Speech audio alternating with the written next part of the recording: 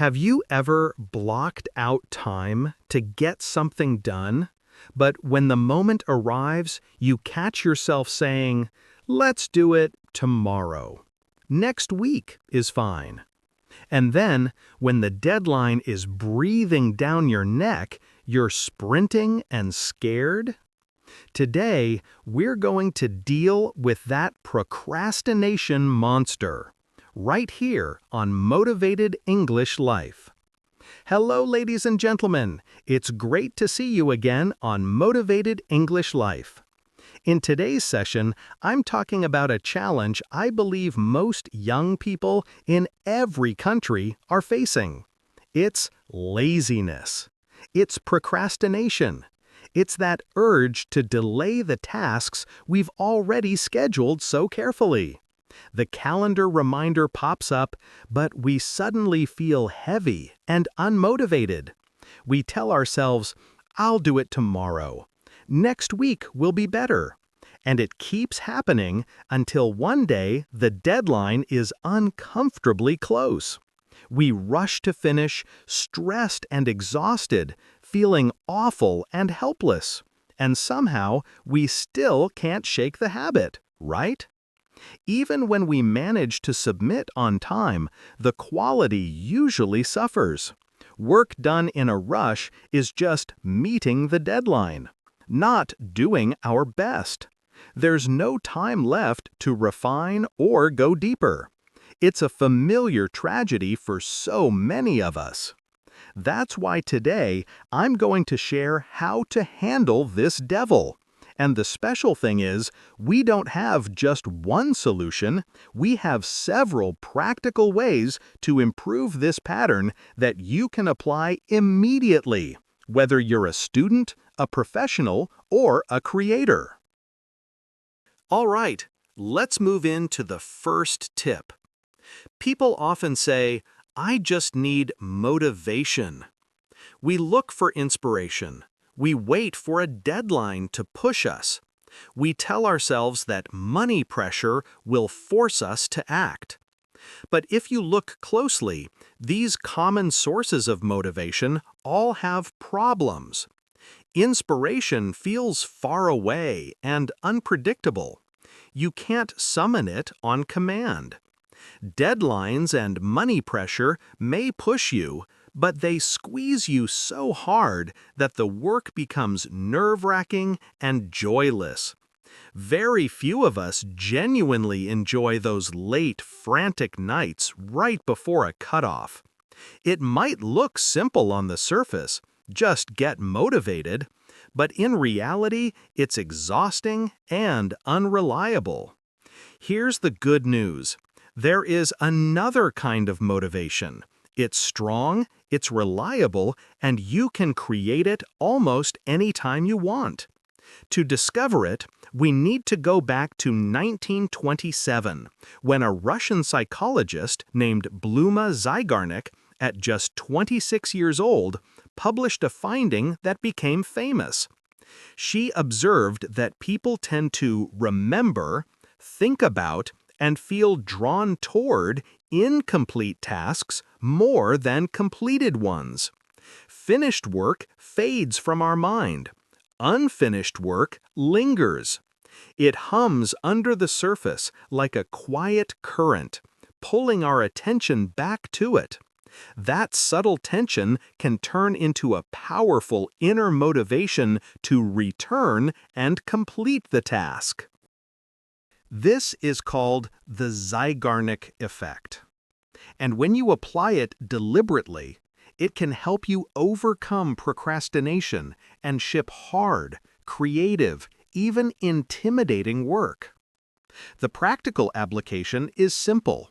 Start now and don't pressure yourself to finish in one sitting. Just begin. Do as much as you can at a natural pace.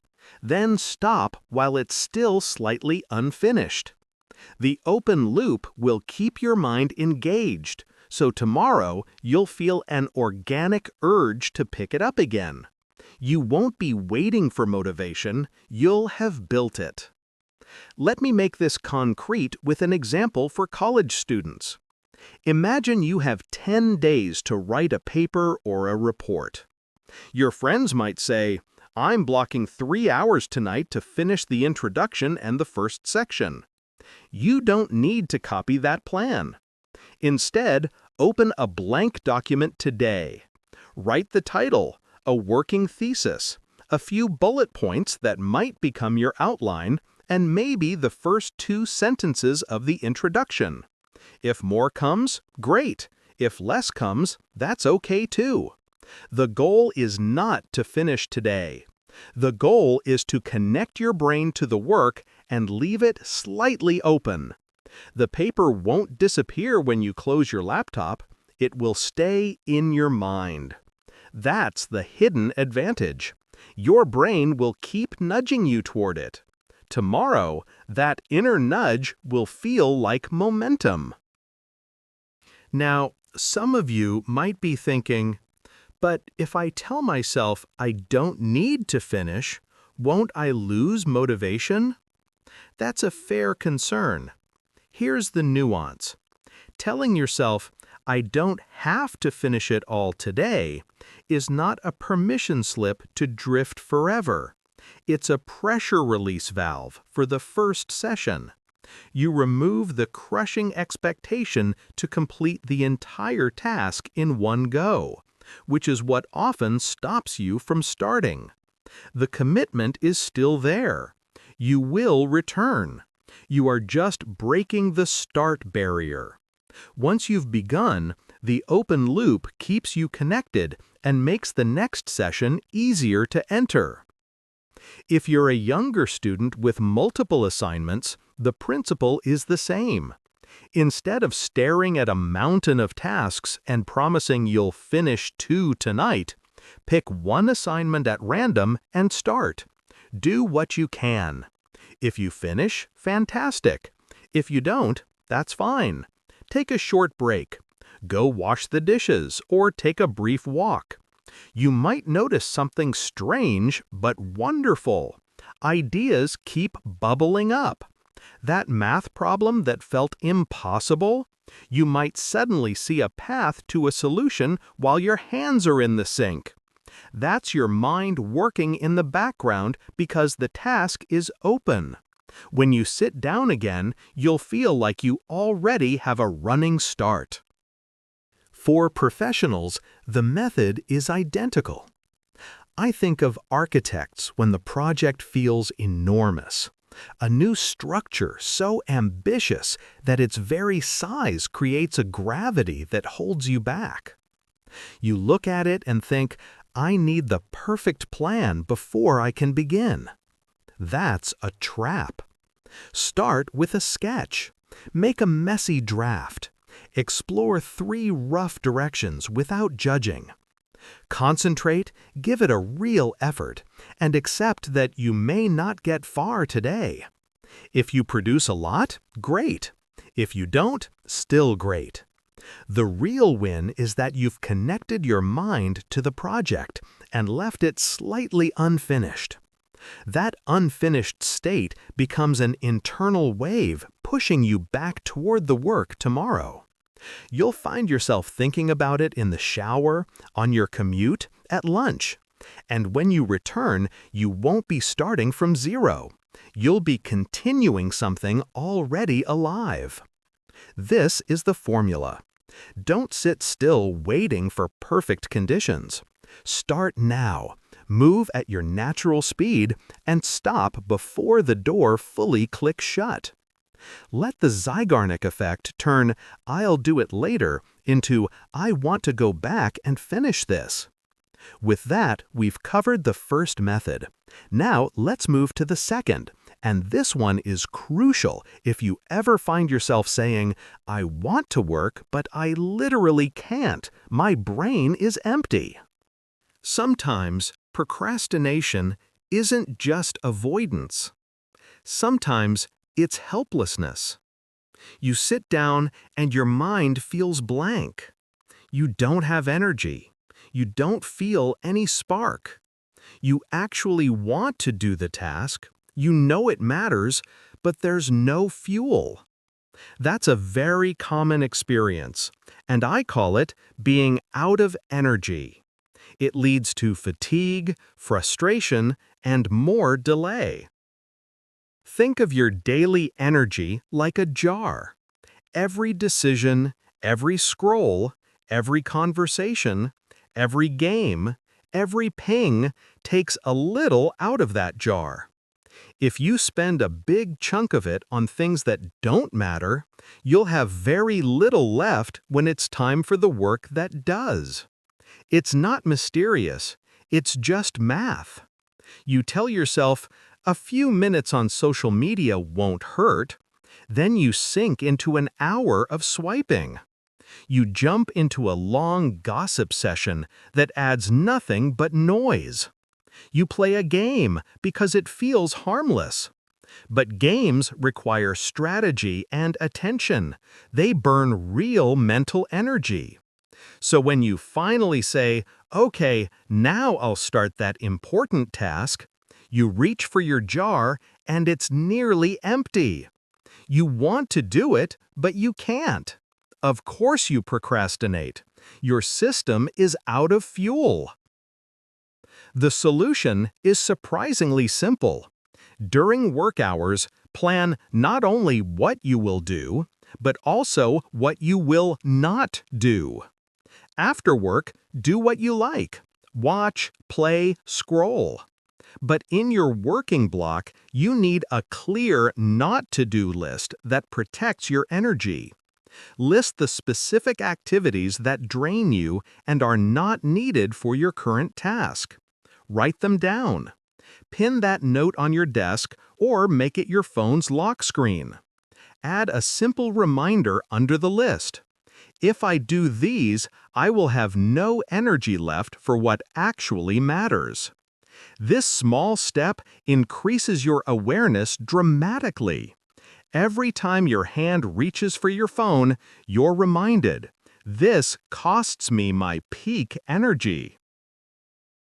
Why is this so important? Because research suggests that for intense, intellectual work, the kind that demands creativity, clarity, and concentration, most newcomers can only sustain their highest level of focus for about 1 hour a day. 1 hour. Even if you work 8 hours, that single hour is your peak. For people who have trained their focus over years, the ceiling tends to be 3 to 4 hours of deep, sustained concentration. Very few can go beyond 5. That means your day might have many hours, but only a small slice can be truly high quality. If you waste that slice on low-value distractions, you'll be left with crumbs when it's time to do the work that matters most. So protect your golden hour. Notice when your mind feels clearest. Morning for some, late afternoon for others. And reserve that window for your most important task. During that time, your not-to-do list becomes non-negotiable. No social media, no message threads, no games, no unnecessary tabs, no quick tasks that can wait. It's not about being harsh. It's about being smart with a finite resource. If you guard that energy, you'll sit down with a full jar and find that the work flows more easily. You'll feel your creativity rise instead of struggling through fog. When you start living with a not-to-do list, something else happens. Your self-trust increases. You see yourself protect your attention, and you believe your own promises more. That makes it easier to begin the next day. And when you combine this with the first method, the results stack. You start a task without pressure, you leave it slightly open, and you protect your peak energy to return to it strong. Momentum replaces dread.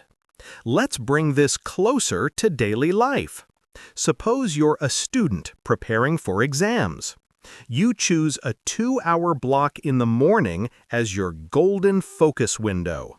Before you begin, you put your not-to-do list in front of you. No phone, no notifications, no group chat, no unrelated videos, no switching subjects.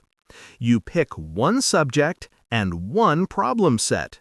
You start working not to finish everything, but to connect deeply and get traction. After 90 minutes, you stop.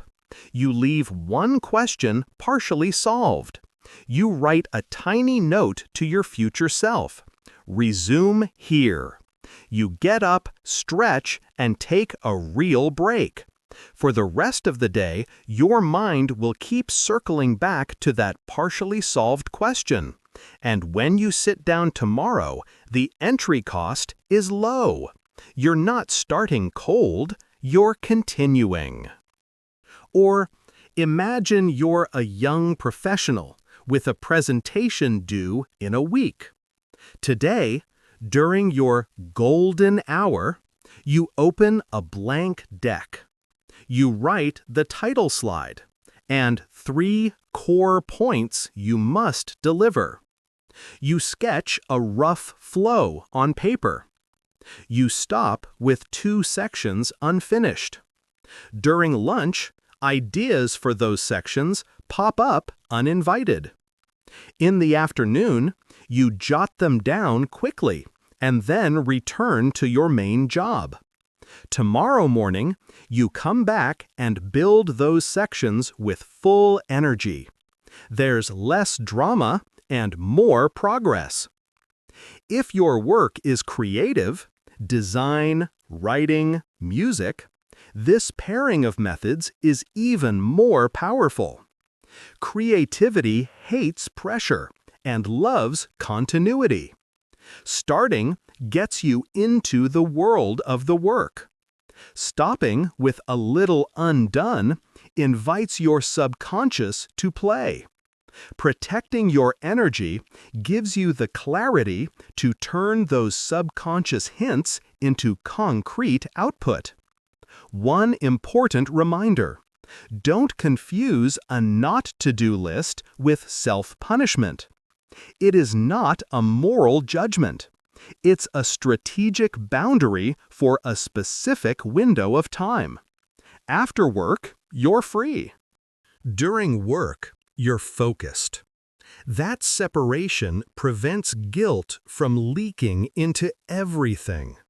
You reclaim both your effort and your leisure. I want to pause here and reflect on something essential. None of this is a miracle.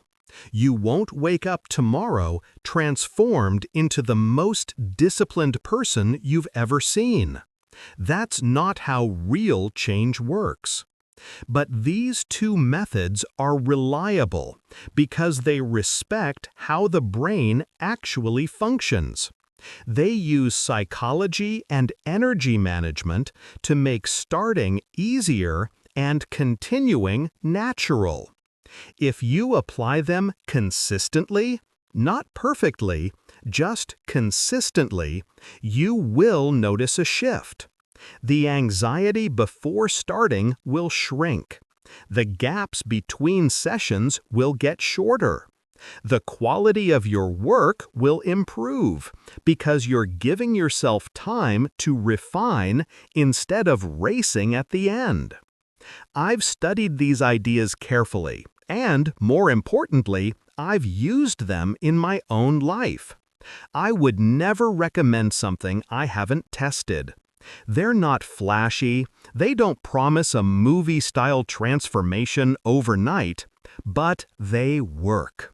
You focus your mind, you try a little each day, and your life begins to change in the direction you want.